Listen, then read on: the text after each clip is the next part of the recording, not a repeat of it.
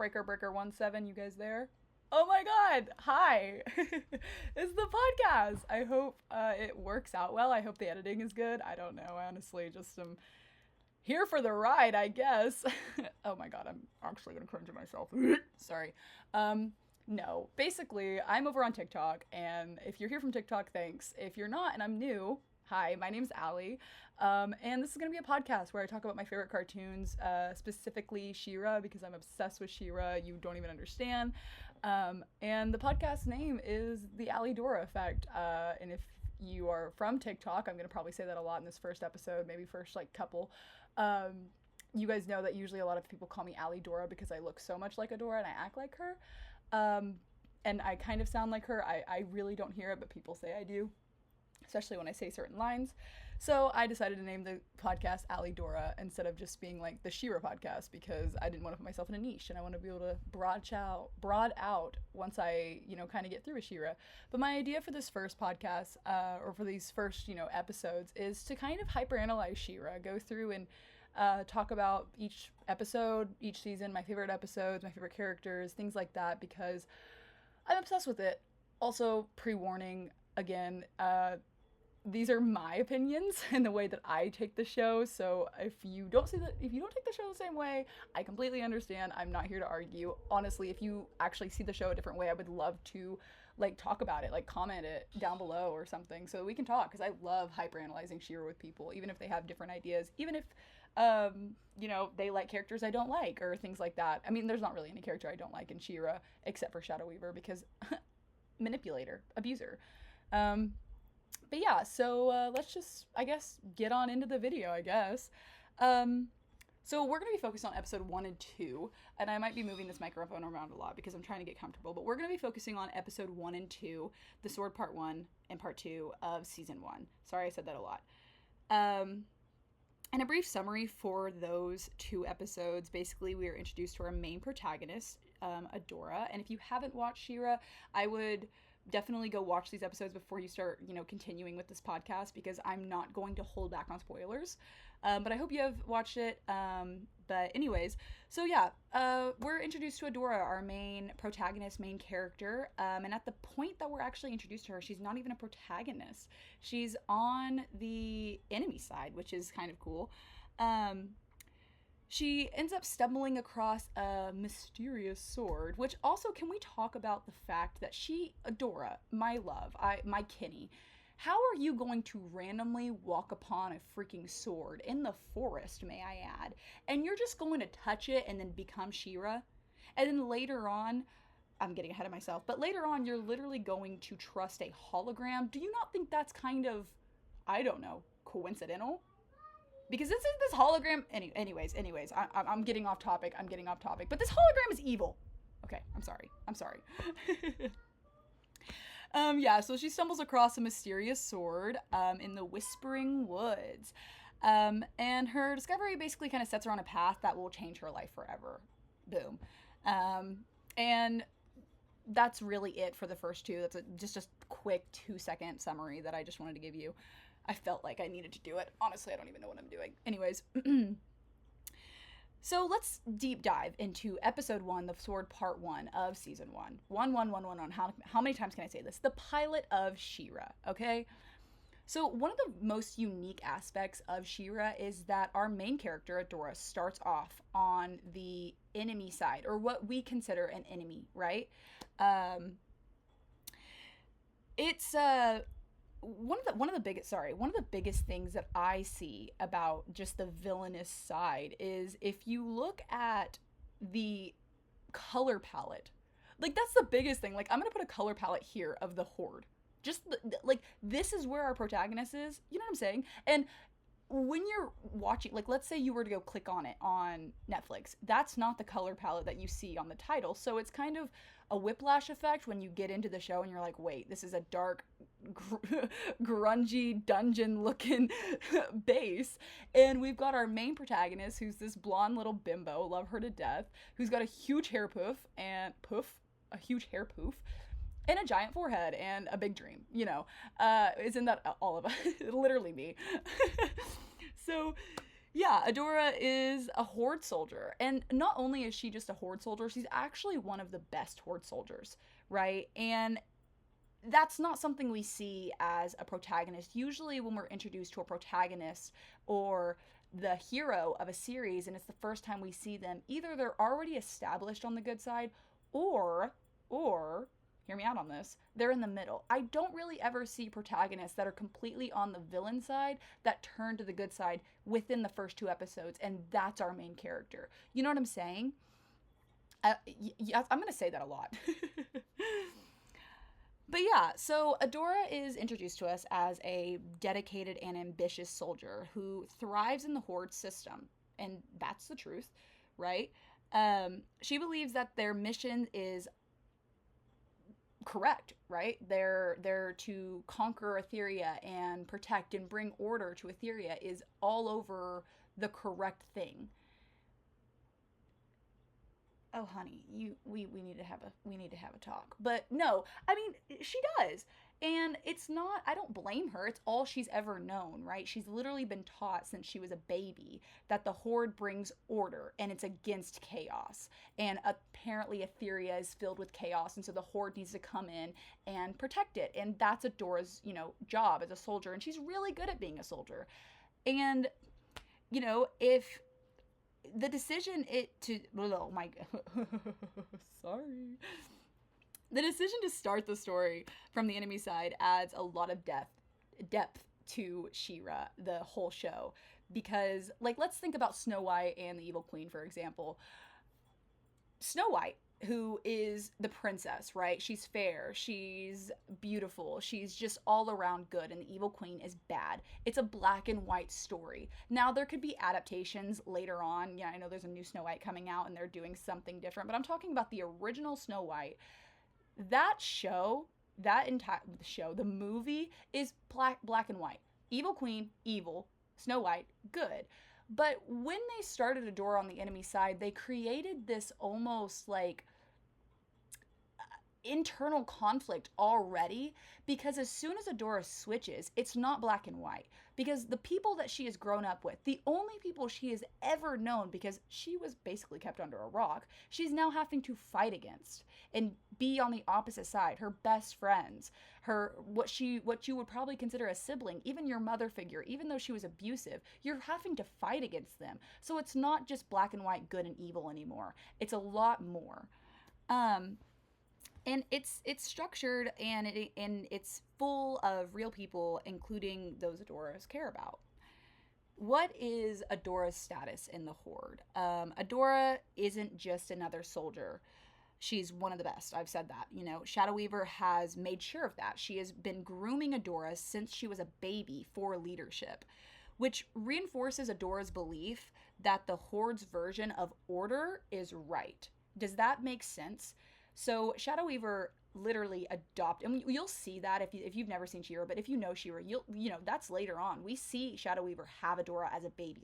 Shadow Weaver has raised Adora, and she has groomed her, manipulated her, forced her, almost made her to a point where Adora doesn't even have her own wants. These are all things Shadow Weaver has established in Adora's brain, and it makes Adora think that she wants the things that Shadow Weaver wants.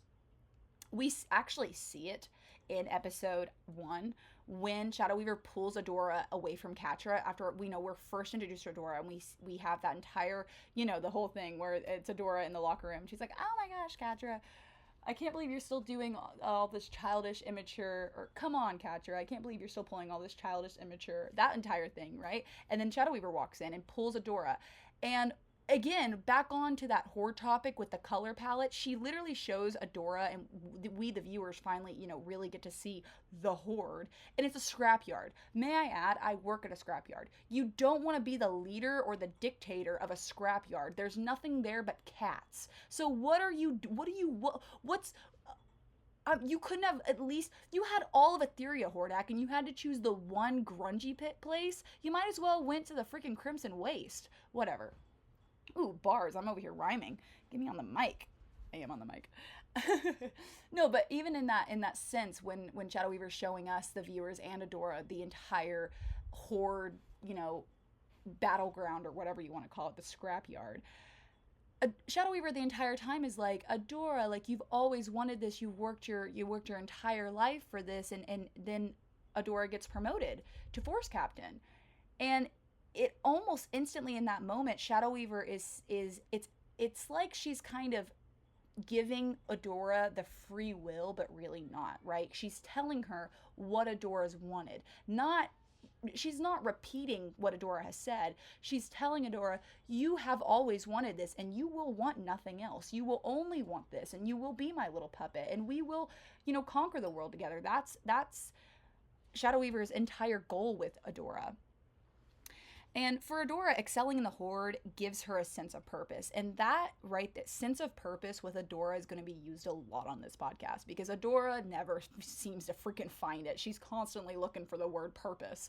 And I feel sorry for her. That's not a joke. It genuinely is really sad that she never feels a sense of belonging.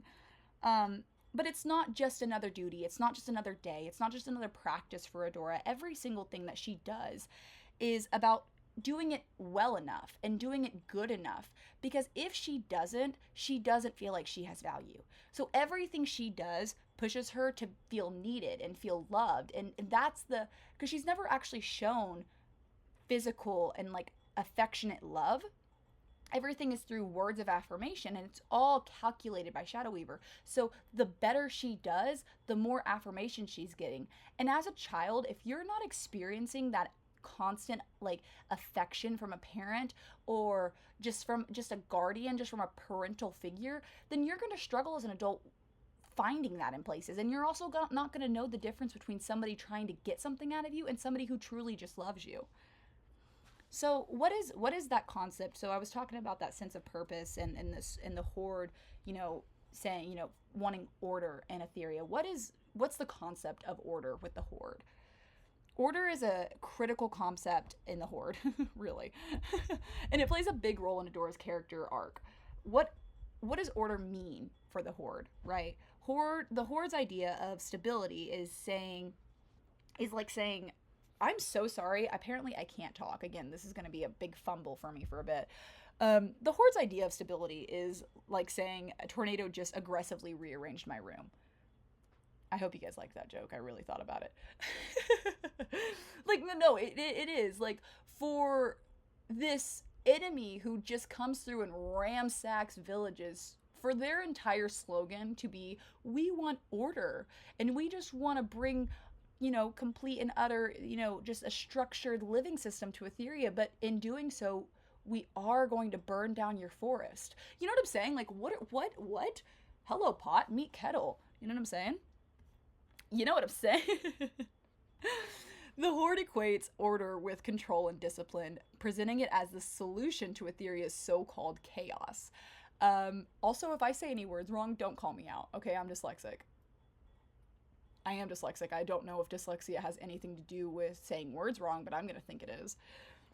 To Adora, order is comforting. It's what she's been taught to value her entire life. Following the rules, excelling in training, these things give her stability in a rigid and often harsh environment. So let's break that down. What does that mean?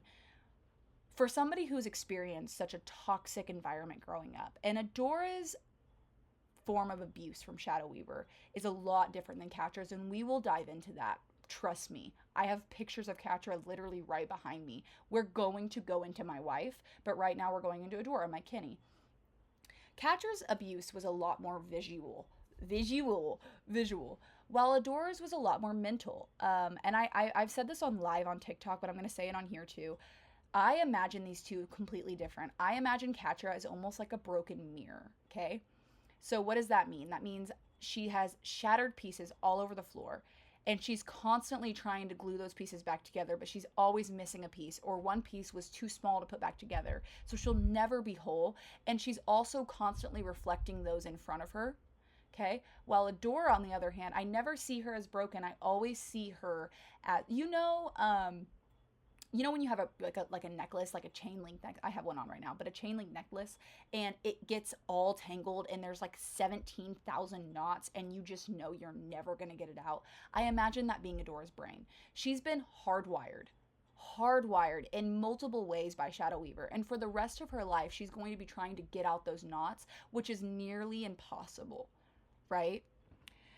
And that's, and for Adora, when she's growing up in this toxic environment, she's found a sense of comfort through following the rules. Does that, you know what I'm saying? Like, by following the rules and by doing things the right way and finding a way to excel at the things that she's doing, she's found comfort because she gets words of affirmation. She gets small, eensy, beansy little pieces of love from Shadow Weaver when she does it. So she's craving it. And it almost makes her like an addict, right? At this point, she's just doing it over and over again until she gets to a point that now she has people pleaser tendencies. She's a complete and utter people pleaser, and she feels like her worth is only with what she can give. Which, this is why I think also her becoming She-Ra is one of the worst things that could ever happen to her, and we'll get into that in a little bit. I'm getting ahead of myself. So why does Adora need structure? Adora craves structure because it gives her life meaning. Growing up in a toxic environment of the Horde where manipulation and control were constant, order felt like the only way to stay grounded. Okay, so when she's constantly being told, you know, you're going to be the leader, you're going to do this, you need to watch out for Catra, you need to watch out for your squad mates, you need to make sure that they're doing right, you need to make sure that they have this time, you need to make sure you're at this time at dinner. All these things, following those rules actually gave her a sense of control. Does that make sense? I know that makes sense for me, because I feel like when my world's falling apart, like I was an athlete in college, and when I had, like, let's say I had workouts at 4 a.m. and then I had pitching lessons at 7, and then I had class at 8, another class at 10:30, I had another class at 11:45, and then I had a 20-minute lunch break, go to practice for 3 hours, come back, go to lab, go to practice for another 2 hours, and then come home and sleep. When my schedule was constantly being thrown at me and I didn't have time to breathe, following that schedule to a T actually brought me a lot of comfort. Making sure, like, only having 15 minutes to eat, so I had 5 minutes to run to my car, created a lot of comfort and made me feel in control of my days. And if I ever got off schedule, I would have a panic attack. So I understand where Adora's coming from in this moment, right? So how does order, this thing that the Horde has literally made their logo, how does it fail Adora? So the Horde's version of order is a hypocritical and oppressive. They destroy lives in the name of stability, right? Literally, they're out there and they're just, I mean, it's a kid's show, so they're not killing people, but they are hurting people really, really, really bad. And they're doing it in the name of order. Adora begins to see the cracks in the system when she ventures into the Whispering Woods and discovers the sword. The people she meets aren't chaotic rebels, they're just fighting to survive. Okay, and we'll get into that with the sword part 2, but that's a huge thing for Adora. Like, could you imagine your entire life you've been told the same thing over and over and over again, and so you finally meet these people that are considered the enemies, the princesses, they're supposed to be these monsters, and you see this girl who's absolutely just covered in glitter and this guy in a crop top. Like, I know for one, I would be mad, but I would be mad later. At first, I would be like, what is going on? What dimension did I just step into? Especially back to that freaking color palette, especially with living in the Horde where all you eat is gray and brown ration bars. And now this female is in front of you and she's glowing like a disco ball, and this guy can't even get a full-length shirt on. Am I tripping? Anyways. So, what are key moments in that first episode and just in general with the Horde that really highlight order? Okay. I see Adora's training sessions are pretty intense, you know, and Shadow Weaver praises her. Like that one teacher that loves loves one of the kids in their class, but that never miss homework. I can't, guys, I'm trying to say a joke, I promise. Oh my god, I'm done. I'm not even gonna say it. Oh my god. Anyways, Adora's, I'm done. I'm not saying the joke because at this point it's embarrassing. Anyways, Adora's training sessions. Adora's training sessions are a really big thing where we see order for the Horde. Shadowweaver's praise after the simulation shows how deeply Adora values approval from the authority figures. She believes her worth comes from the ability to follow rules and perform well. We've already talked about that, but it's just highlighting again, like, Adora really comes off of, you know what, if Adora, you know what Adora's love language is, and I knew this way before, but just highlighting it and saying it out loud kind of confirmed it for me. She is a words of affirmation girly.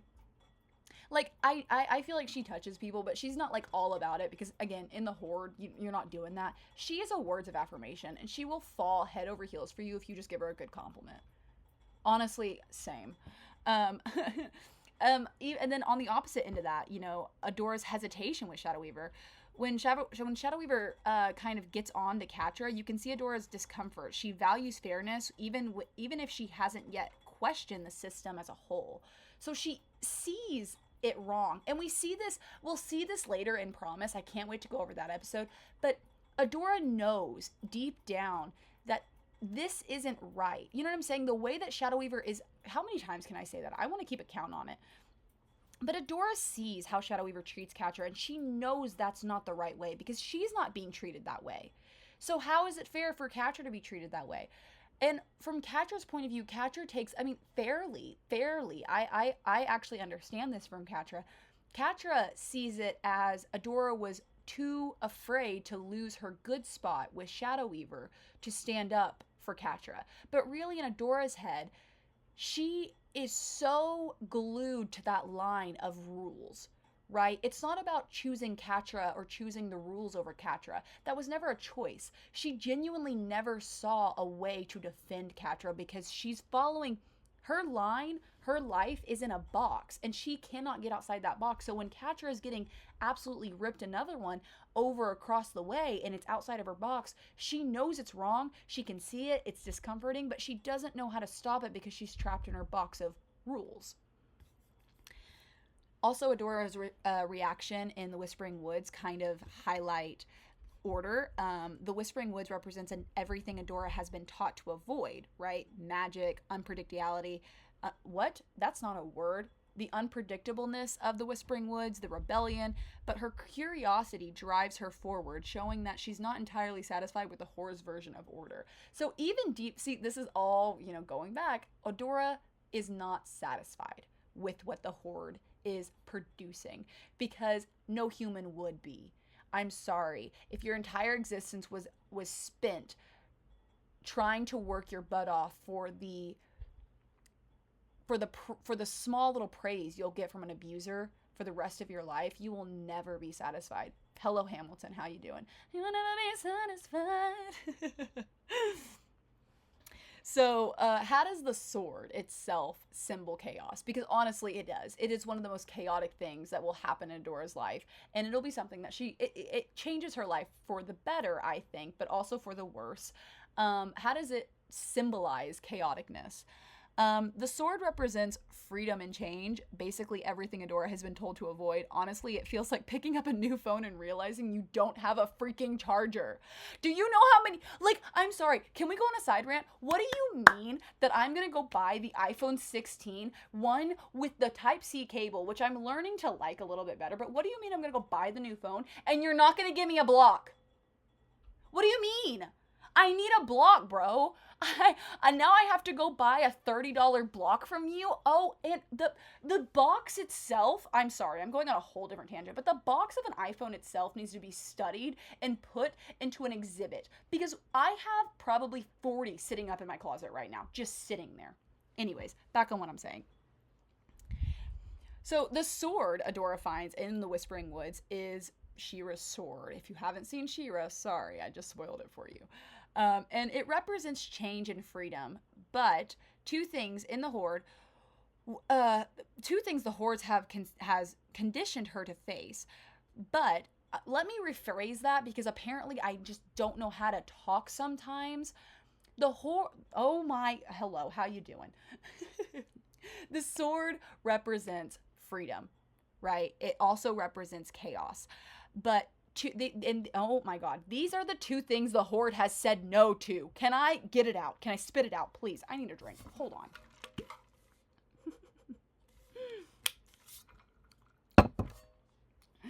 But as she holds the sword, you can see her curiosity outweigh her fear. And in this moment, it marks a brand new beginning for Adora. It really like symbolizes her transformation before she is even She-Ra, if that makes sense. She is choosing to where am I going? I got it. Sorry, it ran away from me for a second. She's choosing to allow herself. She hasn't chose to be She-Ra yet. That's still later, and that's a whole different topic. But she's choosing to let herself be curious, which, may I add, is breaking the rules that she's breaking out of this box. Slowly but surely, she's creating cracks in this box that she has been kept in her entire life. And she's allowing herself to stick her fingers out of the box and be like, yo, okay, let me see what's going on here. So what are some themes in episode 1? Indoctrination and awakening. Adora's journey is about unlearning harmful beliefs. She begins the story as someone who believes in the Horde's mission, but her experiences outside the Fright Zone challenge everything she knew. So that's pretty simple. I don't even think you really need me to go into anything more. Again, I've wrote this all down, and I'm kind of just reading it off a doc. If you're listening to this without seeing me, hi, how you doing? Friendship and loyalty. Adora and Catra's dynamic is central to the episode. They're more than friends. They're family. They're more than friends, guys. They're more than friends. I'm such a Catra-Adora shipper. It's not even funny. But the Horde pits them against each other. Not the Horde, Shadow Weaver. Shadow Weaver pits them against each other, but also the Horde does too, which plants these seeds for future conflicts. And also something I love in episode 1 is when Catra is there. I think they're on the skiff, and Catra literally, is like Adora. Telling Adora, she's like, well, that's a problem for future Catra and Adora. I'm sorry, honey. It is, and it will be. I think I've seen a meme of that. But just the foreshadowing of that they're going to have problems and they're going to have to solve them in the future, just in that moment is so, like, every time I rewatch it, I'm like, girl, you should have kept your mouth shut. What are you doing? Why are you talking? Oh, I got a notification. Okay. So, something I like to think about is, what if Adora had never left the Horde? And I love I've done plenty of cosplays of that on TikTok. Hi, again, TikTok, how you doing? But I've done plenty of cosplays and things like that on TikTok where I've done like Horde Adora or Evil Adora, and I love to just think about that. I've also seen that there's a lot of, saw that there's a lot of fan fictions out there with Horde Adora, and I think that's such a cool concept to imagine if Adora had chose to stay in the Horde and follow the rules and not break out of that box, because like, would she have rose to leadership? I think she would have. I think that would have been a really, sorry, there's something on my camera and I didn't know what it was. I think that would have been a really cool storyline, and I wish that in Remember in season 3, right before the finale, that maybe, just maybe, we could have gotten Evil Adora, like if she would have stayed in the Horde, because we kind of got her still on that morally good side, and I wish we could have seen morally gray or morally dark Adora, which would have been really cool. Or would her curiosities led her to have questions to their methods? Like, would she have questioned Shadow Weaver, or would she have, blindly followed her, or would she have eventually kind of just decided to leave on her own being and maybe not have found the sword? Also, I mean, do you think the sword called to Adora? Like, do you think that Adora, like, I know we see her following and going towards the sword, but do you think that this has been like a long time thing? Do you think there's always been like something in the back of her mind pulling her to this sword? Also, how does that work? I need to know. How does that work? Because isn't the sword First One's tech? And if so, how is it? I know Adora's a First One. Another spoiler. I really hope you've watched She-Ra. But does that mean Adora has like a chip inside of her? Is it technology, or is it like blood magic? Like, are we getting into Game of Thrones territory? Because, there was dragons. There was dragons in She-Ra, so maybe. Ba ba ba ba ba ba ba ba ba ba ba ba ba. Anyways, or was it just purely fate? Did she just actually get there at the right time? But I like the headcanon that Light Hope had it all planned out, and that there could be some kind of like like a magnet, like it kind of pulls Adora to the sword, and Light Hope had a hand in it, because Adora's Light Hope is actually so evil, and I am going to talk about that so much. She is actually and she's such a good villain. Every time I think of Light Hope, I think of Taylor Swift's song Mastermind, because truly, like, she is a mastermind. And she's doing all this stuff. And when you're first watching She-Ra, I really hope you've seen She-Ra. When you're first watching She-Ra, like, you don't even suspect that Light Hope could be. I mean, she's weird. She's weird. But you don't suspect it until the show wants you to suspect it, which is crazy. And then, who put the sword there? That's another thing. Who put the sword there? I have is Shadow Weaver actually a hologram, or did Shadow Weaver put the sword there? How long has it been there? You know, because that's not the same place. That's not the same place, Mara. Hold on, let me look this up. No, it's not. That's not the same place. Where Adora found the sword is not the same place as where Mara left the sword, right? Where did Mara leave her sword in She-Ra when she pulled the plug?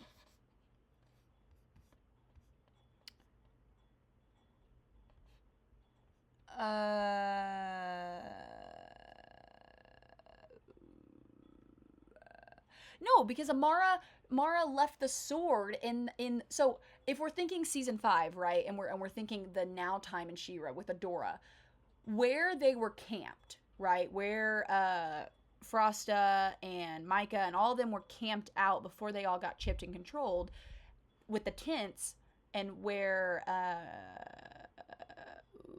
what's his face? What's the bird horse name? What did you guys name my water bottle? Oh my god, I literally can't remember. What is the horse's name? Oh my gosh! Swiftwind! Oh my god, Swiftwind. Where Swiftwind was looking up at the sky and missing Adora, that's where Mara died. Like, that little, like, hidden spot. And Adora found the sword really easily. So did Glimmer and Bow. So there's no way that was the same place. So someone had to pick up Mara's sword and take it to where Adora could find it. And here's my little headcanon. If there ever would have been a season 6, here we go. Again, we're going on a whole different tangent here. But if there ever would have been a season 6, it would have included Adam. And, sorry, I'm burping. Adam, Adora's, like, twin brother. Maybe they're not twins in this universe, but maybe they're related somehow because they're both first ones. Maybe Adam came to Etheria after Mara died, because, again, thousands of years, and moved the sword. Or maybe Raz did. I don't know. But I have so many theories that go into season 6 and what happens after. But somebody had to move that sword, and I want to know who did it. I need to talk to the writers of She-Ra right now. So let's get into episode 2, shall we? Also, fair warning for those who are watching on YouTube, my camera might die, and I might have a little pause, an intermission on the camera side, the YouTube side, and also for those who are listening to a podcast, which, if I can do that, I don't even know if I can upload that, but if you are, there might be a brief, like, 5 minutes where I'm shuffling around my room trying to get my battery. Just a heads up. So, episode 2, the sword part 2, and I consider this the catalyst of season 1, which it really is, because Adora finding the sword, I mean, part 1 and part 2 are the same, are one episode, I like to think that, but really the part 2, that end of that 40-minute whole one episode would be the catalyst, because Adora transforming into She-Ra, choosing to be She-Ra, sets her up for a path for the rest of the show. If you don't know what a catalyst is, I think I'm saying that right. I hope I'm saying that right, because if I'm not, I'm just sitting here embarrassing myself. Catalyst, like in a book, it's the first action, like in the Hunger Games when Katniss volunteers as tribute. That's considered the catalyst. It's the opening act. It's what pushes the main protagonist / main character into the story and introduces the story. So this is what I consider the catalyst. Episode 2 starts with Adora grappling with her first encounter with the Whispering Woods and her separation from the Fright Zone. She's not just physically removed from her home, but also mentally unmourned as she's processing new information. So what does that all mean? Because I added some big words off of Google.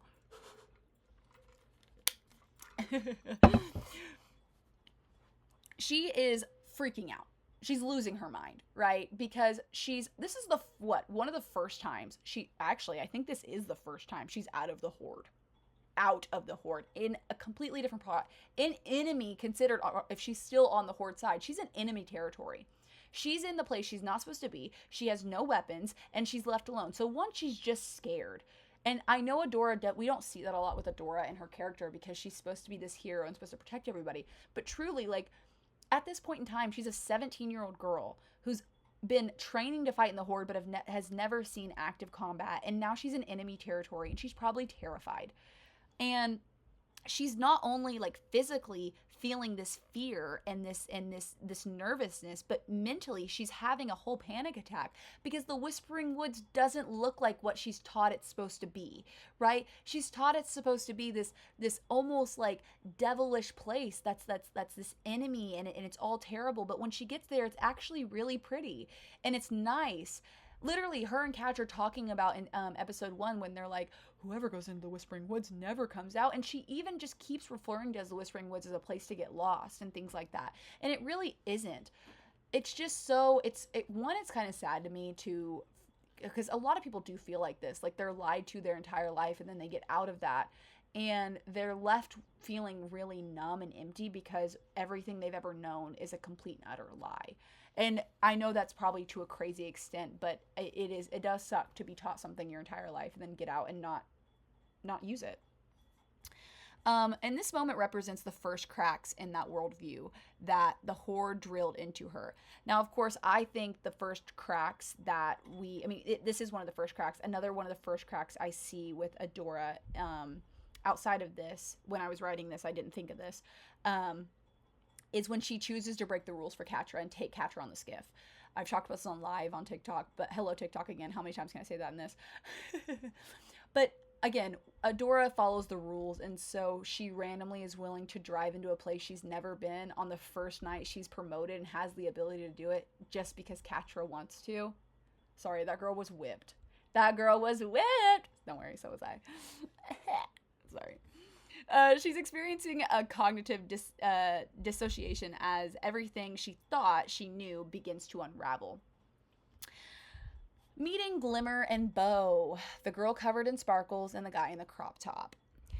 Adora and Glimmer, I imagine them, okay, I don't know if you know, I don't know if you know, but I imagine this meeting in my head all the time as Glimmer and Bow are at a library, and all three of them are supposed to be doing a group project, and they get there like 3 hours early, and they're working on the project. Well, Adora shows up late, and she walks in, and these three have never met before. And Adora and Glimmer and Bow are like, "Who are you?" And Adora's like, "Let me act this out really quick. Can I help you?" "Yeah, I'm here to, work on the project that we're supposed to do together." "Oh, what's your name?" Adora." "Oh, well, we're kind of already done with this." "Well, you didn't text me." "Oh, well, I didn't know you." "You had my email." "Yeah, but we were just kind of hoping you wouldn't show up." Sorry. Hey YouTube, how'd you like that little skit? So her interactions with Bow and Glimmer are really like big parts of this episode because it's the first time Adora meets people from this so-called enemy on the enemy side, and instead of being savages and monsters with these big pointy teeth and fangs and holding pitchforks trying to hurt her, they're actually just teenagers who again are covered in glitter and not wearing a full-size shirt, and they're real people who are struggling with their own problems. Like, they're literally out here trying to find this, like, they picked up a signal. They quite literally have their phones out walking around trying to grab signal in the Whispering Woods, and they run into a Horde soldier. So both parties in this interaction are terrified because they're both 17. And I don't know about you, but 17 is a scary age because you're not 18. You're still considered a kid, but you're so close to being an adult. But once you're an adult, what do you do? What do you do once you're 18? Nothing. Nothing until you turn 21. And also, your brain is not at the point to even try and imagine what's going on. So, oh my goodness, sorry. Adora is confused, defensive, and curious. You can see her starting to wonder if the Horde might have lied to her. Bum, bum, bum! Right? Like, this is a really big point for Adora because this is the first princess she's ever seen. And the way the Horde actually, hold on, little tangent here. The Horde sets themselves up for greatness, really. They truly are really smart. Sorry, I'm moving, and my sword, my She-Ra sword is hitting the wall. They really do set themselves up with greatness when they are talking about the princesses and painting them out to be monsters because what happens when a 16, 17, 18-year-old gets promoted to force captain and they go out into their first battle? Imagine if Adora had just went into battle and had not met Glimmer and Bow prior to anything, and she goes out there and they're instantly fighting her. So she's gonna see them as the enemy because she's trying to protect her friends on the Horde side. If she would have never left the Horde, she would have seen that they are bad, so-called, finger quotes in the air right now. You know what I'm saying? Oh my god, I have a problem with saying that. But the Horde is really smart because if they keep these kids back and they only bring them out in the pit, in the core of battle, then they will see that these princesses are actually the enemy. So the sword in that first transformation, the sword, like I said, is the catalyst. Her transforming into She-Ra is the big catalyst, which I think has a snowball effect earlier. But the sword takes on an even bigger role in episode 2. Not only is it a literal weapon that is huge. Can we talk about how big this sword? Adora is 5'9", and that sword probably goes to her waist. I'm 5'9" myself. Do you know how big that probably is? That's probably a 4-foot sword. Do you know how heavy that probably is? That's insane. But it's a literal weapon, okay? But it's also a symbol of Adora's potential. The Horde always valued her as a tool, but the sword reveals that she is capable of so much more. Also, little, spoiler alert. Oh my god, I'm so sick of saying the same words over and over and over again. Please, somebody sedate me. Anyways. Just, the sword does confirm, and it also, it does allude to Adora having more in her life. But it also, later on, the sword is a big part of why Adora cannot do more in her life.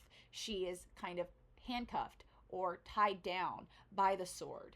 We see that in season 4, but I'm, again, jumping ahead of myself. So it's important to note how hesitant Adora is to embrace the sword's power. She doesn't yet trust herself or understand her own worth outside of the Horde's validation. This is so big, and I really hope you understand this, because oh my god, imagine you grow up with these people who have given you little to no validation, but it's the only validation you know, and you crave it, okay? And you're outside of it, and you see this sword, and it supposedly can do something magical, but Adora doesn't know that yet, so she just isn't, she just wants it because she's a brat right now, right? She just wants it because she found it first. But the fact that this sword could potentially be something so much bigger than her, it terrifies her. It scares her really bad. Adora's first transformation into She-Ra, this moment is really iconic. We get the whole She-Ra theme song, and we get to see her do her little poses, and honestly, here's a hot take, Mara's transformation is a lot better than She-Ra's. It really is. She-Ra season 5 is actually phenomenal. Nothing can top that. But Mara's transformation is better than season 1 through 4 She-Ra. Talk to the wall. I love Mara. There's no Mara slander here whatsoever. So, no, this moment is really iconic for Adora, and it's very pivotal. For the first time, Adora experiences true power. And this power isn't handed to her by the Horde or dictated by their rules. It isn't something that she is had to work for her entire life. It's not something that she's felt like is the only way she'll feel good about herself. It's really something and truly just given to her, which is very rare for Adora, and especially in the Horde, they don't give handouts. Everything is earned. So when she's outside and now there's this magical sword that just transforms her into a princess, it's something that was given to her and to her only, because Glimmer can't use it. Glimmer can't turn into She-Ra, and we see that. The transformation scene is always visually stunning. I mean, every single transformation scene is always really stunning. Mars is just, top tier. So is Adora season 5. But it's also deeply emotional. Adora is overwhelmed, and I'm talking about after, she gets, she turns into She-Ra. And I know we joke about that scene a lot. Like, what did you do to me? I didn't know being a princess was contagious. We joke about that. But really, as a 17-year-old, you're sitting there and you've just been turned into an 8-foot tall lady with a sword. I don't think we're all just going to be happy go dandy, right? No, we're going to be freaking out and truly terrified, because what does that mean for us? If you've been trained your entire life to hate the princesses and to see the princesses as these enemies, and then all of a sudden you turn into a princess, what does that make you? What are you? What's your worth? Everything you've worked for. And Adora, and this is why this is the moment that I talk about how being She-Ra is probably one of the worst things that can happen to Adora. Because, I mean, seriously, this girl, she is such a people pleaser, and you'll see it later on in the show, and I keep saying that, and we'll talk about it later on. But she seriously has no sense of worth, none, outside of what she can give. And I'll talk about that in episode 3 when she gets to Bright Moon. But she has no sense of worth, and it's something she'll struggle with for the rest of the show. And so to get this power that makes her into a hero and makes her a public figure that serves the people it's a downward spiral for her mental health that's already at rock bottom. She needs to go up, and it's just somehow we're getting past bedrock. In Minecraft, when the only way you can break past bedrock is to go in creative mode and then you fall out of the sky? That's Adora right now. Adora, stop digging. You're getting real close to breaking that rock, and what happens when you do? You're gonna fall out of the sky and die. And she's worried about stepping into this destiny. Pretty big word there. She's worried about stepping into this destiny that she didn't choose. She didn't want this. This wasn't something she ever dreamed about, unless the sword had been calling to her, which, again, I have some questions for the show writers. But she's never wanted this. She's never dreamed of it. This isn't something that was on her bucket list to do. She never wanted to be She-Ra, the people's servant. That's not something she wanted. You can't tell me it is. I know I wouldn't. Yeah, it's cool to have the cool outfits, but I know I wouldn't want to just spend my entire life serving people and doing the greater good. That might make me a villain. And she's really unsure. She's 17, so of course she's unsure whether she can even handle it or do it. This girl, dude. The growing theme of trust throughout these, first 2 episodes and just continues out through Glimmer and Bow and Adora. So we start off by seeing Glimmer and Adora, and they have such high tension. It's hilarious. Glimmer is immediately distrustful, which is understandable, because at this point, Glimmer is 16. If you guys don't know that, Glimmer's 16. And her entire life, she's watched her family and her friends fight the Horde. She even lost a parent to the Horde. So now she's standing in front of a Horde soldier, which she's probably never seen before in person. What are you going to do? Are you going to open your arms and tell him to hug you? No, but probably not. I understand Glimmer's crash out. I think it's totally valid. She's very distrustful of Adora, which makes sense, given her past with the Horde. The tensions highlight one of the key themes of the series. Trust isn't freely given, it has to be earned. Which is so weird. Considering what happens with Glimmer later. That's such a, oh my god. What do you mean? What was I thinking when I wrote that? Oh my god. The complete and utter hypocrisy I just spit out of my mouth while talking about Glimmer. I'm sorry. I love Glimmer. I love Glimmer so much. She's literally one of my top characters in She-Ra. But season 4 Glimmer, I've got a bone to pick with you. Continue on. Bow acts like a mediator. He is that. He, is singing Kumbaya around the fire, asking everybody to just hold hands and hopefully we can make it out alive. He represents the openness and understanding. He's willing to give Adora a chance, which, again, nobody has done before for her. And it's what keeps the group together in these really early moments when it could have just... Glimmer could have said, I'm the princess, no Bow, we're leaving, and left Adora alone and took the sword and never talked to Adora again, leaving Adora stuck in the Horde. It could have happened. But the way that Bow kind of calmed both of them down and said, let's give her a chance, then we have that whole dialogue with Adora, like, I usually don't talk to my captors, and then continues to yap for the next 45 minutes. It's literally me in this podcast. Like, I don't usually do this kind of stuff, but I'm going to sit here and I'm going to talk to you for an hour and a half about my favorite show. Yeah, no, it's right. Adora has always, oh my god, Adora's, sorry, Adora, let me get a drink. ASMR, I'm drinking a Coke right now, it's really good. So, Adora necessarily doesn't struggle with loyalty after this fact, but this episode, she's really struggling with staying loyal to the Horde, to the people who's raised her, her best friend. It's a struggle for her. Adora's loyalty to the Horde is still really strong in episode 2, but she's starting to not really trust them. She's like, hey, yo, Pookies, you've been lying to me. I know you have. Because as Glimmer and Bow take Adora further into Bright Moon, and Adora passes by landmarks of the wreckage that the Horde has left, she's really seeing the effects and how damaging the Horde is, which is not helping this unwavering loyalness inside of her, and it's starting to create a ripple effect that's going to later on, evoke something.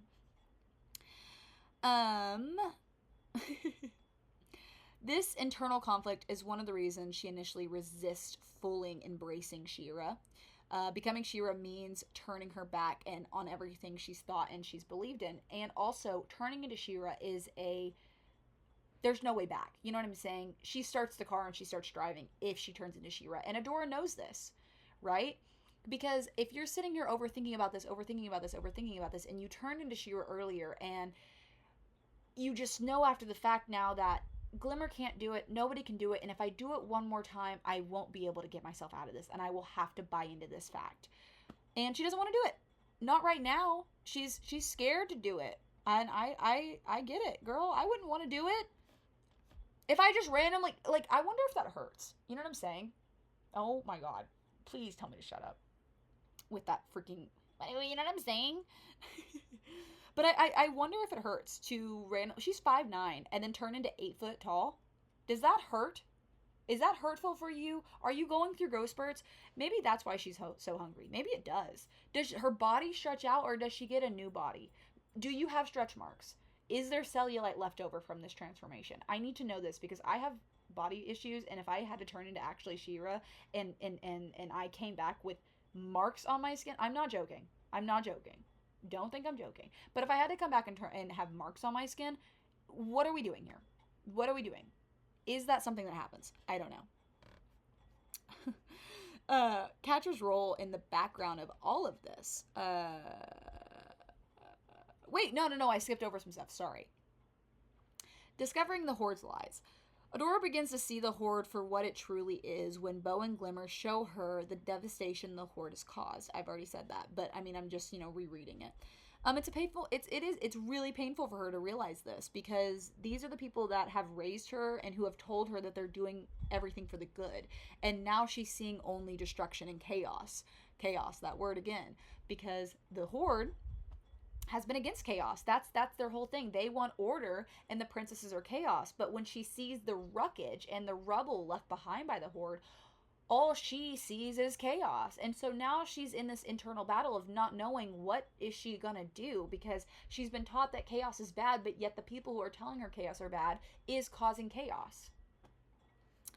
This moment is essential because it sets up a central conflict of the series. Adora choosing to fight for what's right, even when it means going against her upbringing. And I've seen comments on TikTok where people don't think Adora chose to leave the Horde, and she did. There's no way around that. She did choose, because that's the entire point of her becoming the protagonist, to say, right? At the beginning of the show, she's on the enemy side, but when she chooses to go and be on the good side, she's choosing to be better. She's choosing to be better than her upbringing. And so, yeah, no, I disagree with people who say that Adora didn't choose to leave. And that doesn't mean it's a good thing, because she left Catra behind without telling her what was going on, or without, trying to at least convince Catra to, go with her when she decided to go with these two. you know? And it is understandable. I guess you can see it from the point of Adora was quite literally like tied up, but I mean, I don't know. I just feel like it could have went another. I'm a Catra defender, so I try to see the light of Catra in every situation.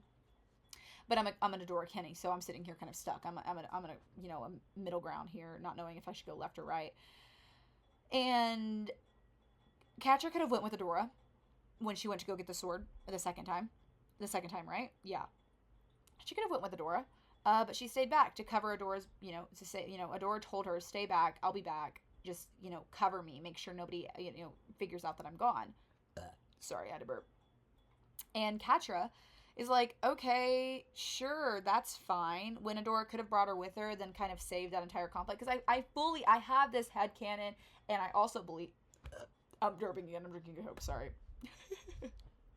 I have this headcanon that if Adora would have just communicated with Catra and would have talked to her first and told her what was going on, what her plan was, she was going to leave, if she would have went and headlined for Catra even at that battle, I feel like Catra might have went. But because Catra saw Adora literally fighting with these two random people she just met, not only fighting against the Horde, but fighting against Catra herself, that's betrayal. That hurts. To see the only person who has ever actually cared about you and only ever seen the good in you and has been your, you know, what you considered best friend when you really have low-key some really strong feelings for this person, on the opposite side of the war, fighting with your enemies, it's not a good feeling. Even though Catra knows the Horde's wrong because she's experienced it firsthand, the abuse. She knows the Horde's wrong. Adora doesn't need to tell her that, but it happens anyways. Sorry, I kind of went on a whole rant there. Catra's role in the background. Let's get into Catra, shall we?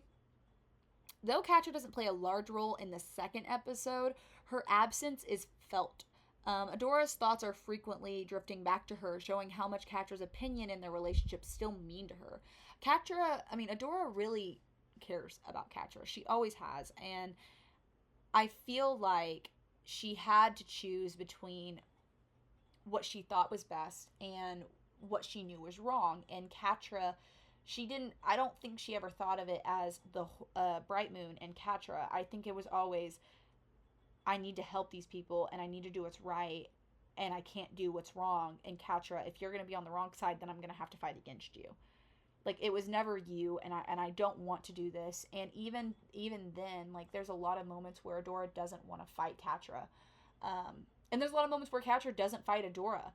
But it's just, it's a turmoil. And I feel like there's plenty of ways that probably could have been stopped between those two, but it didn't. And we got enemies to lovers for the next 5 years, which I loved. Identity and choice with this entire thing. Adora is at a crossroad. The sword offers her a new identity, right? I mean, also, I'm going on another tangent. Why didn't Adora keep her identity secret? Why? Like, that's my question. Because you do understand how many problems that would have solved for Bright Moon if Adora would have kept her identity secret. Do you know how many times they knew where the Bright Moon's troops were going to be because they knew where Adora was because Adora was She-Ra? If Adora would have kept her secret, she probably would have had a good relationship with Catra. It probably would have been like some crazy stuff on the back, like, meet me outside. But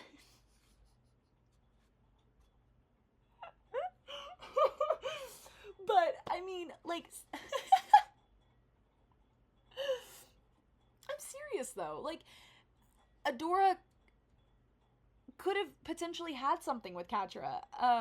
And they also wouldn't have known where the Bright Moon troops were gonna be if Adora would have just kept her mouth shut. But no, that woman was turning into She-Ra for the honor of Grayskull every 5 seconds. After she figured out how to do it, it was literally at any inconvenience. She was out there turning into She-Ra. She loved it. It was her favorite thing. She loved to show it off because she loved the simps. So do I. Anyways, sorry.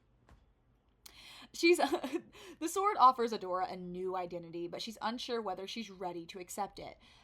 Because accepting it means taking on that whole burden of, now I'm responsible for everybody and everything, and if I'm not good enough, I will never feel good enough. And she doesn't know if she wants to do that, which is understandable.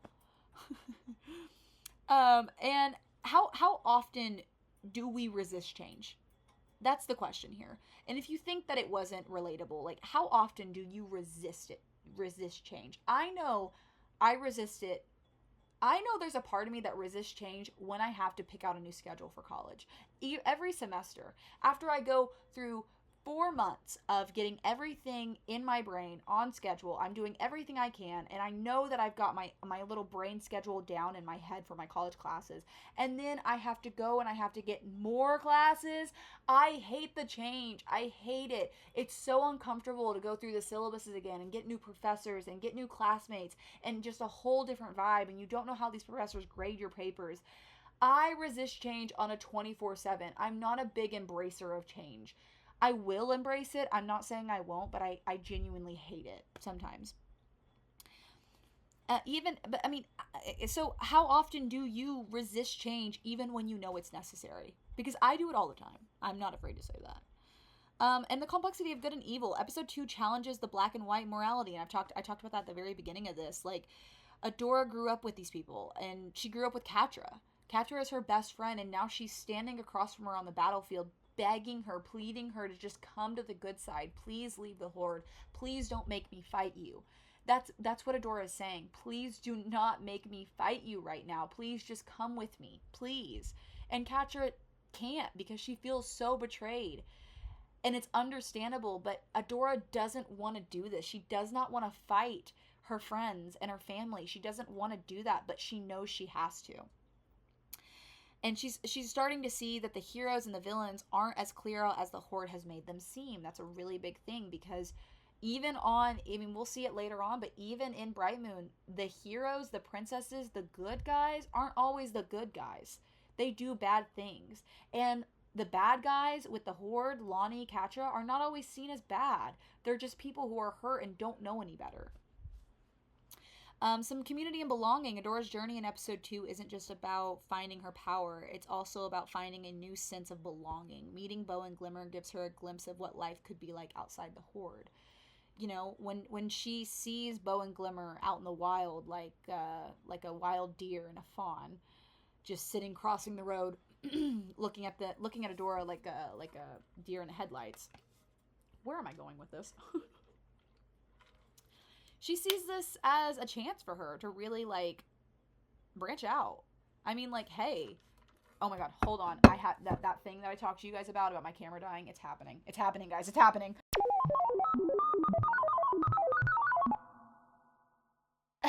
Sorry, where were we?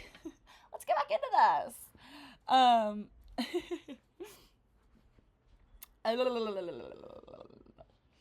Oh yeah, talking about Glimmer and Bow and how Adora sees them, and she sees a glimpse of what she could have.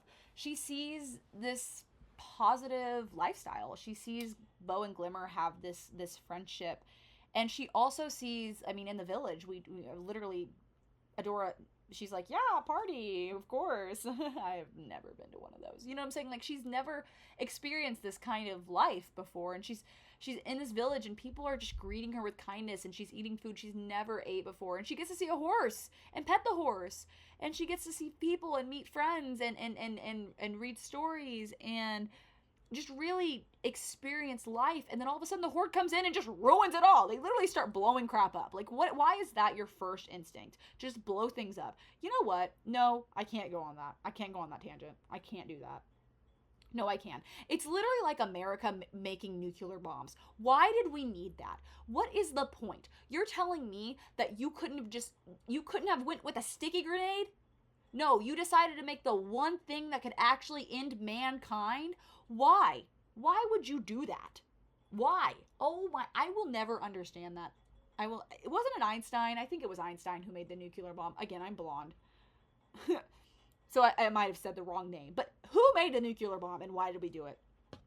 Anyways. The emotional weight of Catra.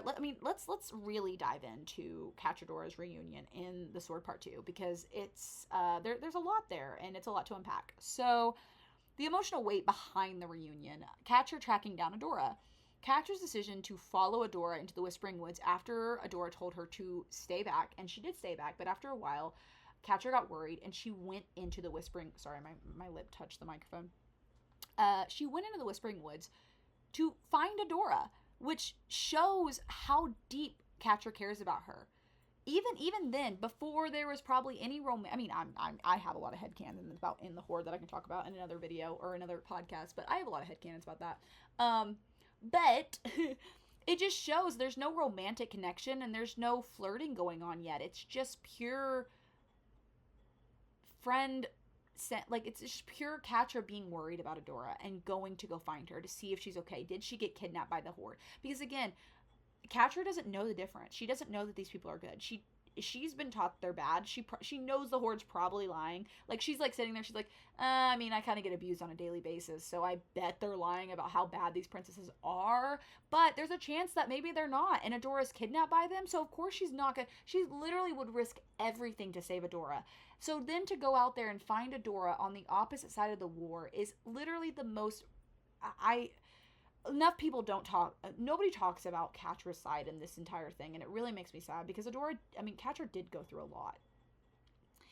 And it shows that Catra cares about Adora, and then she just feels betrayed, and that's a huge thing. This is the moment that emphasizes how intertwined their lives are.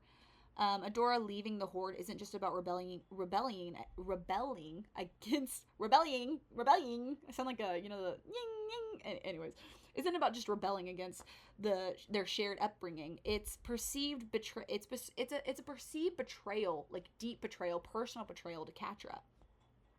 Catra's hurt and confusion. Catra's initial reaction to Adora's defection is a mix of anger, sadness, and desperation. Her sharp words, "You just left me," oh my god, reveal the depth of her hurt. Adora left her. And left her in a time where, like, not only did Adora just, not talk to her and just leave her. It's not like you leaving your friend at a coffee shop and not telling them. Adora and Catra were raised by the same manipulative, abusive a-hole. And Adora left Catra alone with this a-hole. And Catra has only experienced she has experienced mental abuse, but mostly physical abuse. She's terrified of Shadow Weaver. And Adora left her alone. And Catra's instinct is to go to anger. Because that's what the Horde has trained her. Again, that thing about the Horde getting into their minds and pushing them a certain way. That is Catra's instant reaction. I don't blame her for that because, again, she's never been taught anything else. Catra has never, ever, ever, ever, ever, ever been taught that maybe she should take a breath. They don't give out free therapy. There's not BetterHelp gift cards sitting on the community bathroom. That doesn't happen in the Horde. They probably don't even have tampons. I'm sorry to say it. They probably don't even have to. You probably have to use a pad. I mean, they're giving out ration bars. So, anyways. But she's dealing with all of this heavy, heavy things. And Adora, her one constant, her one comfort, even when Adora might have seemed like a bad person for not sticking up for Catra, Catra stayed by Adora. And the one person that she trusted and loved more than anything left her. And that's something I don't even know. If I experienced what Catra went through growing up and it happened to me, I don't know if I could say I would react any differently. Would I end mankind because the abuser chose somebody else over me? I don't know. I'm not in Catra's head. Probably not. I'm a little bit more, I have a little bit more conscience than that, but I don't blame her. I don't blame her for it. Because on the opposite hand, like if you think about Glimmer, which I will dive into that in that episode in season 4, but Glimmer, I'll give you a little short of it. Glimmer was raised by good people. Even though she lost her father at a very young age, and he did not die.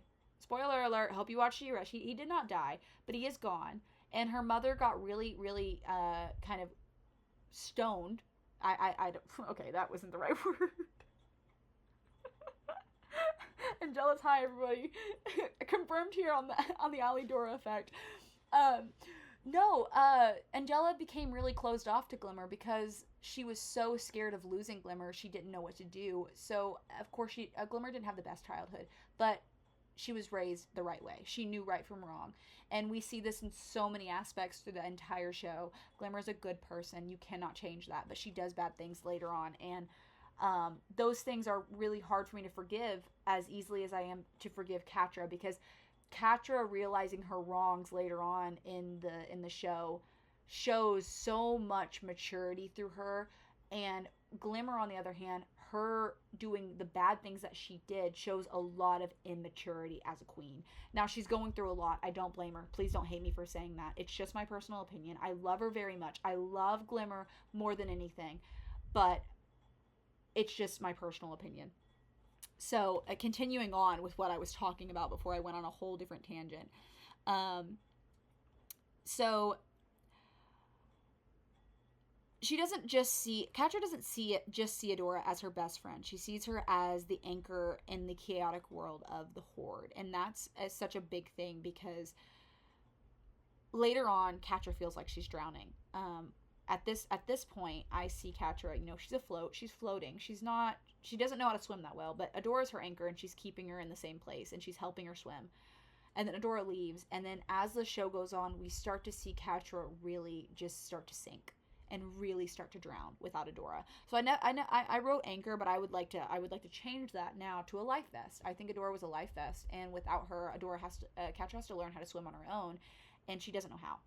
And she has people come along, Scorpion and Trapta, and even Hordak at some point helps her swim a little bit, but at the end, she ends up just drowning.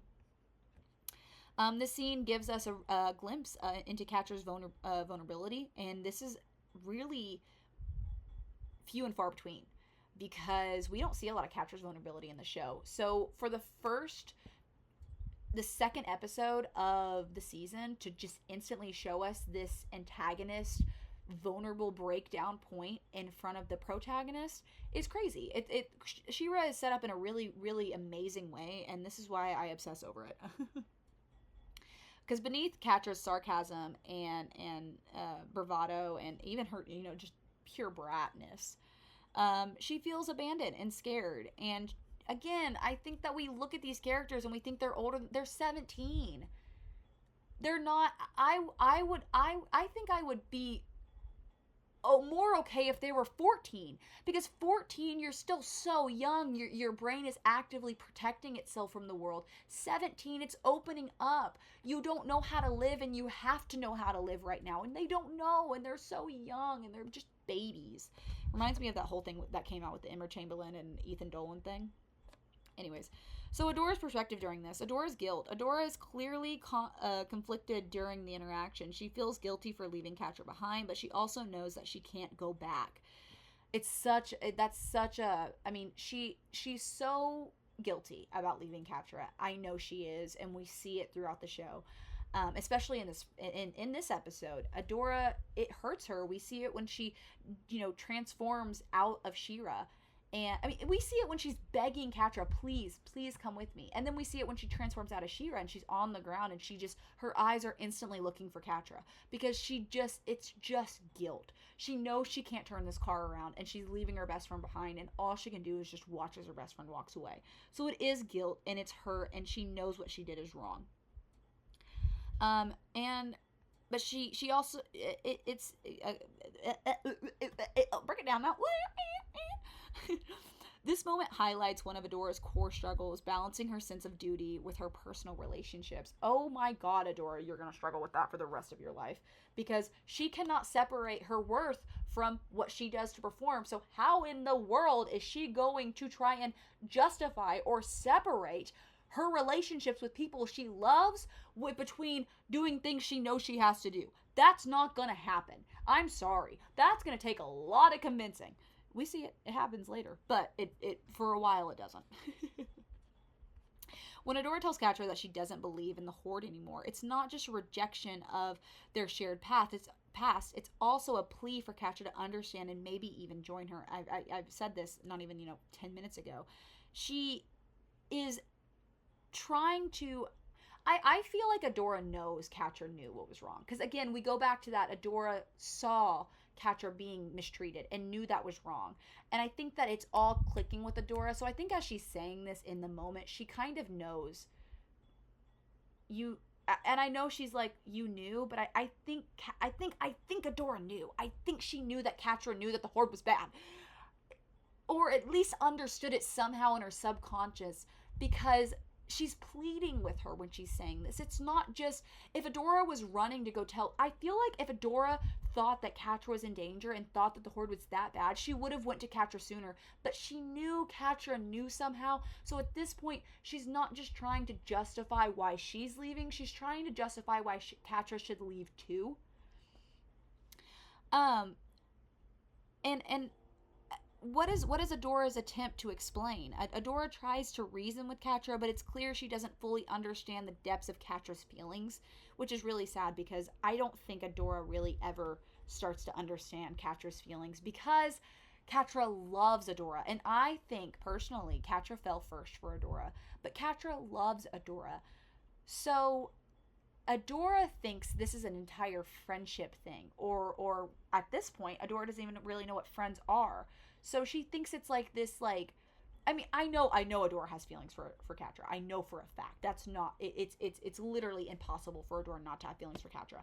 But I think that she thinks it's more of a, like, a teammate, like a bunkmate, like we share the same bed and we get, but you know what I'm saying? Like, oh my god. How many times can I say that word? Anyways, moving on. She just doesn't understand Catra's full feelings, and she's focused on the bigger picture, what the Horde is doing to Etheria, not what she's doing to Catra. And while Catra is fixated on the personal betrayal of Adora, and this is their big character difference. This is why, I mean, this would, if we got another season with Catra and Adora and we saw their personalities in full force while Catra was on the good side, we would see how Catra thinks with her heart, while Adora thinks with her mind. Adora always looks at the bigger picture. She's always looking at what's best for everybody, while Catra, on the other hand, she only cares about those she cares about. So at this moment, she's only caring about Adora. And she's only caring about how Adora is leaving her and betraying her and hurting her, while Adora knows, I might be hurting you now, but later it'll be for the better. It'll turn out better. I can deal with this heartbreak now because I know I have so many more people to save.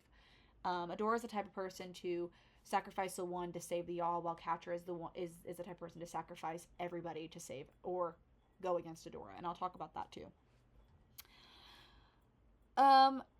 The power dynamic play of these two, Catra's resentment, Catra's feelings of inferiority, you know what I'm trying to say, and resentment towards Adora are palpable in this scene. Adora's defection only why do I write words I can't say? Only escalates this. Because to Catra, it feels like Adora has chosen a new path and left her behind, which is true. It's not a lie. That is what happened, black and white, if we were looking at this black and white, but She-Ra's not black and white. Again, proving that Adora is better or more special. Catra feels like at this point, Adora has accepted that fact that everybody knew that Adora is this special person in the Horde and Catra's nothing. So when Adora leaves, Catra thinks Adora has stepped into that and embraced it and thought, well, I don't even need Catra anymore. Adora's never thought that. That's not true. But again, Catra is not thinking clearly right now, completely understandably.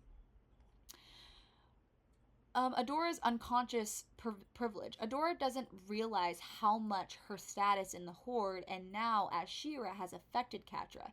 Even in her leaving, Adora unintentionally reinforces the idea that she's destined for greatness while Catra is left behind to pick up the pieces. What does that mean? Let's dive into that.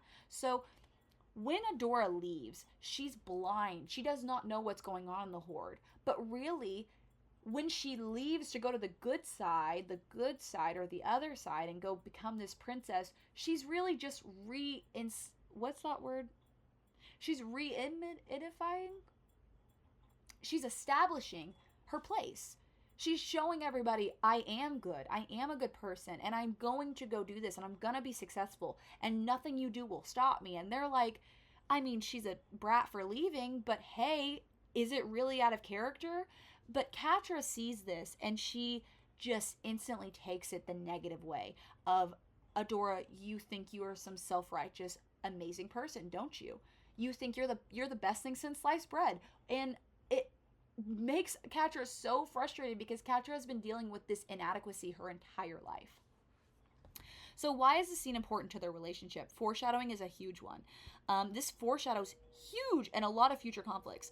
This interaction sets the stage for the emotional and physical battles between Catra and Adora throughout the series. It's not just about ideology, it's about their personal history, their love for each other, and the pain of being on opposite sides. Seeing the person you love most on the opposite side of the war and having to fight them face first is probably the hardest thing anybody could it's not, I'm not going to say anybody could experience, but it is something truly, really hard. I mean, that is because Catra, they're trauma bonded. Okay, so that's why it's difficult. You're trauma bonded together, and now you're having to fight against each other when really what's kept you guys alive is being together. So yeah, hard. Highlighting the codependency. Catra and Adora's relationship is deeply codependent. They sleep in the same bed. They've always leaned on each other to survive the harsh environment of the Horde, and this scene shows how deeply they're struggling to redefine their relationship now that Adora has left. I can't even talk. The differences of love and betrayal. This moment captures the depths of their bond. It's not just about anger, it's about love, pain, and longing for understanding. Catra doesn't just want Adora back, she wants things to go back to the way they were. And she wants this for most of season 1 until Promise. This is all Catra wants is for Adora to come back. It's not, Catra doesn't start truly resenting Adora until the end of season 1, season 2. And this is because even at that point, even Shadow Weaver fully believes that Adora will come back. And until everybody gives up and until Shadow Weaver is out of her life, she doesn't have a time to think, wait, Adora's gone and she's not coming back. All she's thinking about is Adora has left, but I can get her back, right? So I already said that, sorry. Key quotes and their impact. Catra's line, "You just left me." This single line really just highlights Catra's deepened fear of being abandoned by the one person she trusts most and loves. It's raw, emotional moment that underscores how much Adora means to her, not just as a friend, but as her family. Friend. Sure. Adora's line, "You don't have to stay there, Catra."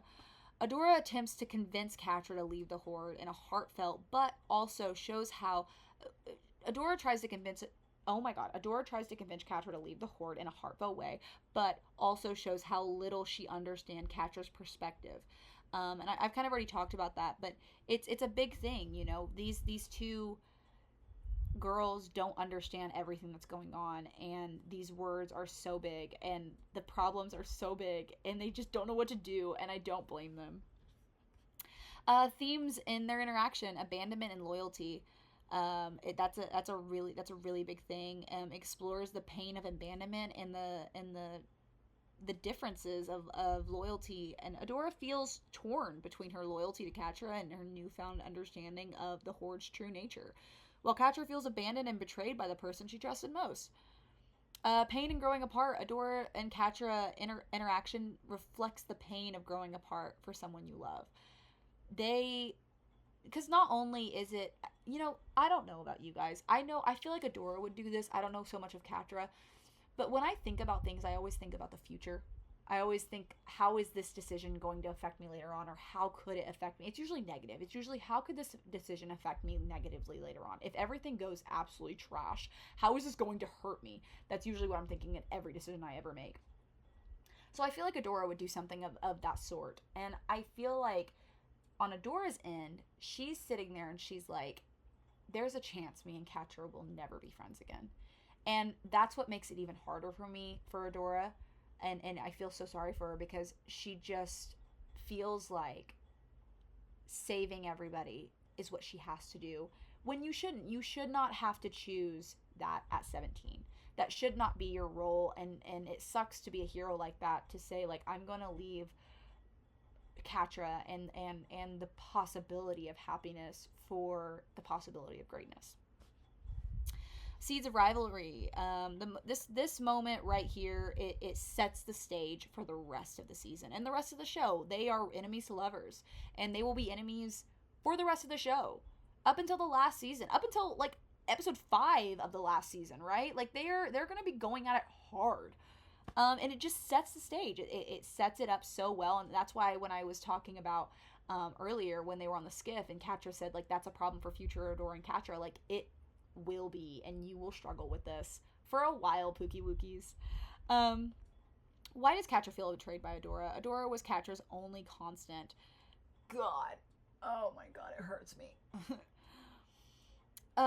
Growing up in the Horde, Catra and Adora grew up in this oppressive environment of the Horde where affection and care were few and far between, right? And survival often came at the expense of others. That's literally their relationship. Adora's survival came at the expense of Catra's, and Shadow Weaver exposed this like a raw wound. Just shoved salt into that wound and packed it in there and twist the knife. And you know those TikToks, those comment on TikToks where it's like, "Did you just stab me? No aftercare." That's what Shadow Weaver. Oh my god! Wait, wait. I meant that to be, you know, the hurtful things that Shadow Weaver does, not that sexual way. Anyway.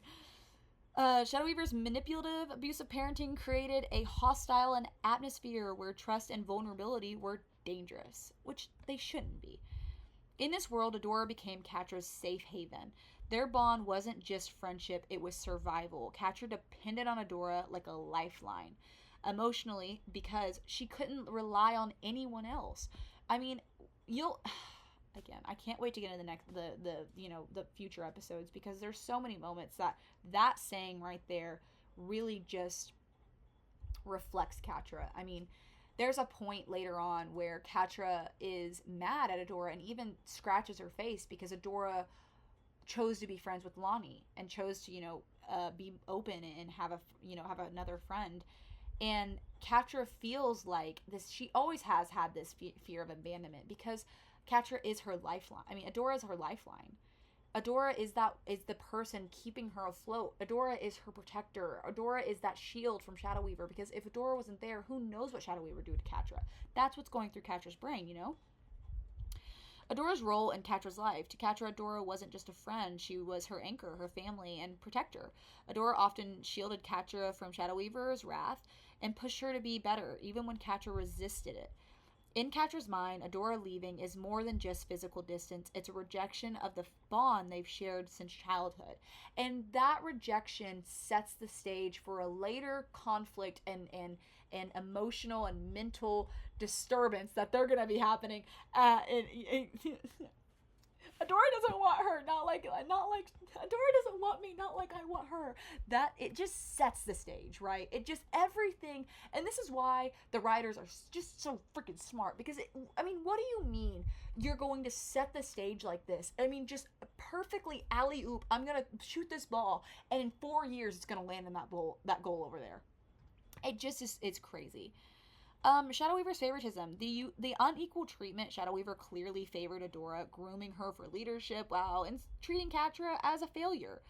Catra was the scapegoat, and Adora's natural talents and willingness to follow orders often made Catra feel inferior, which bred resentment over the years. But the thing is Catra never let it get the best of her. Very maturely, never let that resentment, which she had, because I felt it. I mean, I understand that resentment, that of having somebody who's just a little better than you, or just does things that people like more. And I know it's not the best thing to do, but I mean, I've played sports before, so having like another pitcher who's just a little better than you and they get favorited because they're better than you, and they're only a little bit better than you, but yet you get treated way worse. I get that resentment, but Catra didn't let that get the best of her. Even actually in Sword Part 1, Adora asked Catra, could you just be happy for me about being Force Captain? And Catra agrees, and it's like, you know what, you're right. I will be happy for you. And she gives her back her pin. And it's just, it's very mature of Catra, and I think that she just has been holding so much in for so long that it got to a point for her that she overfilled. She's boiling over the pot right now. You have seen that pot that just sits around the stove, and that guy's like, "Is this supposed to be spinning?" And it's just sitting there spinning and boiling over. That's Catra. But despite all of that, Catra never stopped caring about Adora. Even though she resented being in Adora's shadow, she found comfort in their shared struggles. So even though she didn't like being in Adora's shadow, she found comfort in that darkness. At least Adora was there. But that resentment kind of turned towards Shadow Weaver. I mean, it's not the... Is that what I would recommend? No, but she did it in a more healthy way than hating Adora. She turned that hatred towards Shadow Weaver. A history of being left behind, abandonment issues. Catra's feelings of betrayal are compounded on deep fear of abandonment. Growing up in the Horde, she likely experienced loss and neglect on a regular basis, and Adora was the only constant one in her life.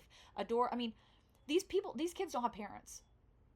And not having parents is a whole different mental struggle that people go through. When you're adopted or you go, I've had plenty of friends and I've known plenty of people who have went through this, and it's a serious topic, and it is truly very disheartening because these people go through so much on the inside, not the outside. They're so successful and they go and they do great things in life, but the battles that they go through behind doors because they lacked a parent is really disheartening. And I don't think, I mean, I'm very grateful I have parents. Anyways, continuing on. So yeah, the Adora and Catra didn't have kids, so I bet Catra felt abandoned. Maybe not Adora, because Adora was kind of in that favor of Shadow Weaver, so I think Adora always felt that mother figure. I mean, we see her talk about Shadow Weaver that way in Bright Moon, but Catra, on the other hand, has never felt a parent's love. And even though Shadow Weaver never treated Catra like her child, she still begged and pleaded with Shadow Weaver to just love her, and she never would. So this is just, I mean, emotional turmoil, emotional punch after emotional punch for Catra. Catra's feelings of betrayal they're compounded. And Adora was, like I said, Adora was the one constant in her life, and when Adora leaves, it reinforces that idea in Catra that she'll never be good enough. Because having Adora be the better one the entire life, never feeling good enough for Shadow Weaver, not feeling good enough to have her own parents, not feeling good enough in the Horde, and then the one person that stuck by her, that she never had to change herself for, she never had to compete for, leaves her, it just really puts in that final nail and that final stone of, I will never be good enough for anybody. And she has to deal with that on the inside, and she has to act all tough on the outside. Adora's departure as a rejection. Catra doesn't just see Adora leaving the Horde as a political, moral decision. She takes it really personal. It's as if Adora is saying, "You're not enough to make me stay." That's how Catra kind of takes it. The unspoken promise between them, a relationship built on trust. Adora and Catra's bond was built on mutual and unspoken promises, and we see, there's a whole episode dedicated to the word promise.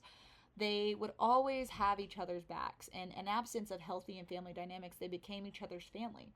When Adora leaves, Catra sees it as a betrayal of that promise. Adora chooses the sword, Glimmer and Bow, over her. This fuels Catra's belief that Adora doesn't care about her as much as she cared for Adora. Again, setting myself up for this perfect 3-point shot in 4 years when Catra says the most iconic line known to man, Adora doesn't want me, not like I want her. When Adora leaves Catra, she sees it as a betrayal of everything they've known. Catra's perspective on loyalty is everything to Catra. Even if the Horde is toxic, it's the only life they've known, and she's expected Adora to stick by her side no matter what. Adora's decision to defect feels like a moral judgment on Catra's choice to stay, which makes Catra defensive and angry. That's a really important part because Catra constantly refers to Adora as this person who just thinks she's better than everybody else. So for Adora to leave, it makes Catra think, what, you think I'm not good because you left? Adora's unintentional hypocrisy. She does this a lot. I love her to death. The blonde bimbo. I am her kin. Um, we are one. Literally called ALLYDORA. But Adora's assumptions. Adora assumes that Catra can leave the Horde as easily as she did, but she doesn't fully understand the emotional weight of that choice for Catra. Let me explain this. Adora is now an 8-foot tall princess with powers. Catra doesn't have that. So explain to me, Adora, how Catra's just supposed to walk into Bright Moon as a Horde soldier and make her way and just have a great life. It's not going to happen as easily it is for you. This is going into that entire thing of Catra being like, you think you're so much better and you have it so good you don't know what it's like for the rest of us. For Adora, leaving the Horde is about doing what's right. For Catra, it feels like losing everything she's ever known. Catra likely sees Adora's offer to leave as hypocritical. Adora, who is always the golden child, now thinks she can walk away and convince Catra to follow her without understanding what that means for Catra herself.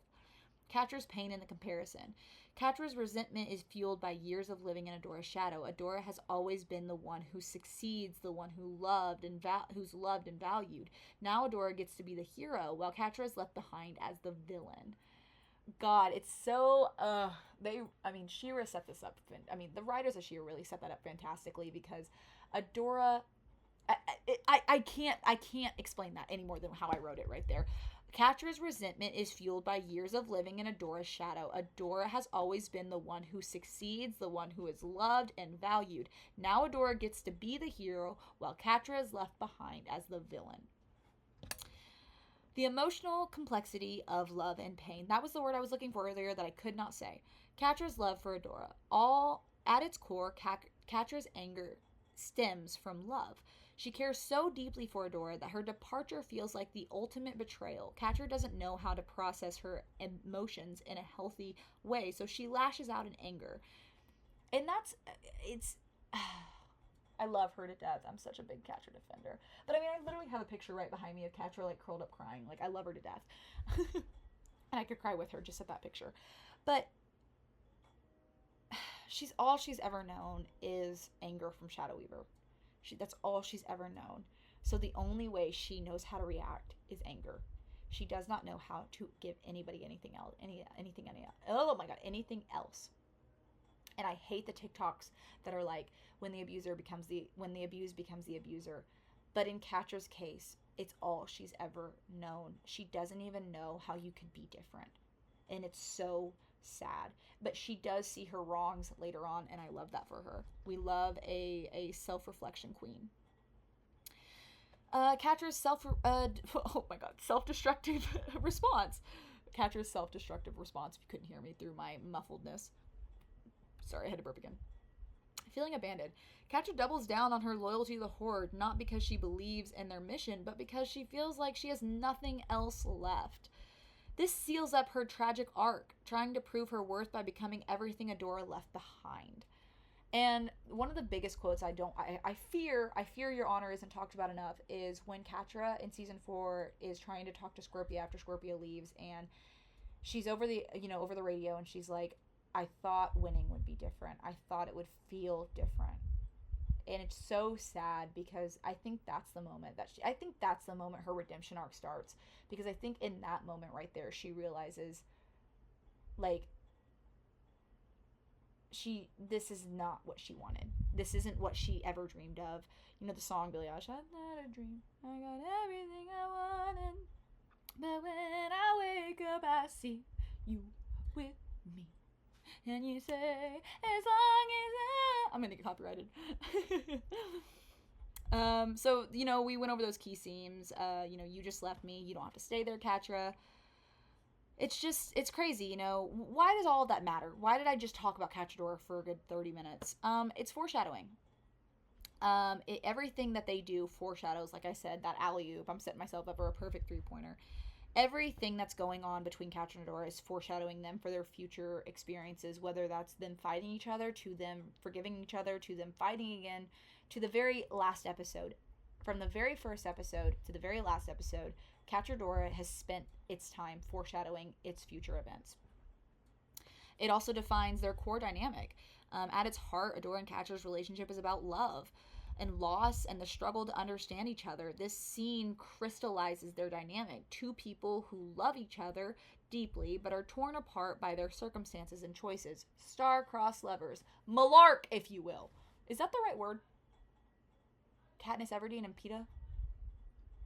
What is that? What are they? Everlark? Everlark, not Malark. Sorry. What is Malark? Anyways.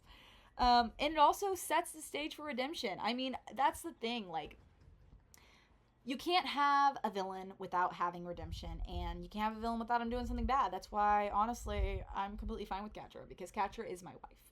And if she decides to set a building on fire, I will supply the matches. If she needs a getaway car, I'm the one driving. If she needs a 24 karat magic in the air ring, I will provide it on one knee on a beach and give her everything she wanted. I would do it. I would literally probably give my firstborn to Catra if she asked me. That's how bad of a simp I am.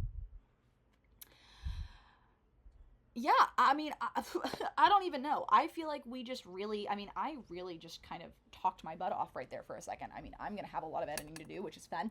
I mean, not editing, it's a podcast, so hopefully there's not that much, but I do need to, figure this out. If you liked this, and you liked the way that I kind of analyzed that episode and really dove into it, let me know, because I had a lot of fun doing this. And I've never done TikTok for, the views or for the fame or anything like that. Recently, this past month, after I came back to TikTok after my long break, I gained a lot of you guys. And I love every single one of you guys. And those who have been around since I had 500 followers, you guys are truly amazing. And I love every single one of you guys. And so I'm doing this for you guys. You guys asked me to do this. You guys did not want me to stop posting if and when TikTok gets banned. So I'm willing to do this. I'm willing to work harder to get videos out to you guys. And I'm willing to make longer videos. And I'm really willing to do whatever, because I truly do love you guys. And you guys are so special to me. And you guys have really just, set up a light in my life that I didn't know I needed. And I'm so glad that you guys like She-Ra as much as I do, because I know I love it, and I love everything about it. And you guys know Catra's my wife. She's literally right behind me right now, and this is a picture of Catradora. So I love these two, and I love this show, and I love you guys. So if TikTok gets banned, thanks for being here. Thanks for supporting me. And if you like this, let me know, and I will do this again. I'm probably gonna just do it anyways. But yeah. You guys are amazing. Please do not forget to drink water and go eat a good meal. You deserve it. You are human and you deserve love. You are enough. Because we did talk about some pretty hefty topics in this podcast. Just know that you are loved and you are enough, and you will always be enough for me. And that's all that matters. I'm kidding. No, but really, you are enough. And if anybody thinks that you're not, then they're not the right people for you. I love every single one of you guys. Thanks for being here. I'm probably out of time. I'm probably close to, an hour of this. Hopefully, I don't know. But yeah, I love every single one of you guys. Have a good time. Bye.